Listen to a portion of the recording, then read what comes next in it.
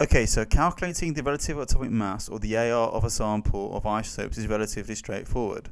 The relative atomic mass of a sample equals the sum of the mass of that atom or isotope multiplied by the abundance. Okay, and that's all divided by the total abundance. This symbol here just simply means the sum of.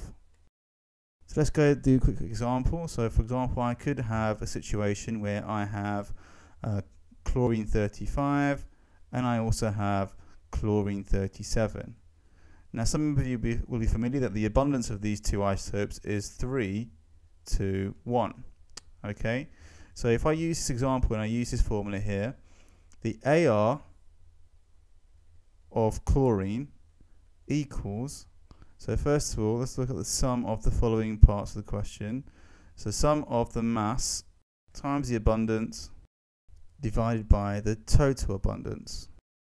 So in this example, the mass of the first isotope of chlorine is 35, and there are 3 of those chlorine 35 atoms.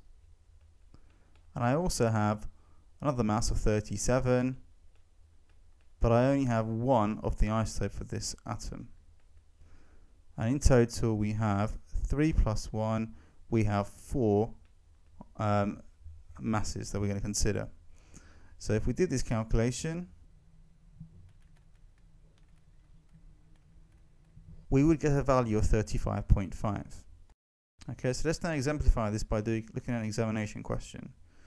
So here we're looking at a June 2012 Chem Unit 1 paper. A sample of rubidium contains isotopes of rubidium 85 and also rubidium 87. And the other key thing, it says it's only these two isotopes. The next thing it tells us is that the rubidium 85 has an abundance 2.5 times greater than that of the rubidium 87. What they want you to do is work out or calculate the relative atomic mass of the rubidium in this sample. Okay. Finally, give your answer to 1 decimal place. Okay, so now I'm going to calculate the AR of rubidium. So the AR of rubidium equals, right, my first mass I have is rubidium 85. I'm going to leave out the abundance for the time being, and I also have a second mass of rubidium, which is 87. And again, I'll leave out the abundance at the minute as well. Okay, so these are my 2 and only isotopes.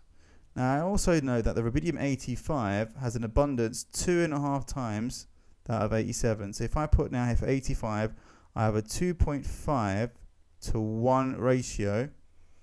So the total abundance, we're going to do this, is divided by 3.5. We can now use the calculator to show this calculation. And our final answer is 85.6 to 1 decimal place. Okay, so where are the marks for this question? The first mark could be for the top line, the second mark is for the second line, and the third mark is for using the calculator correctly to work out 85.6.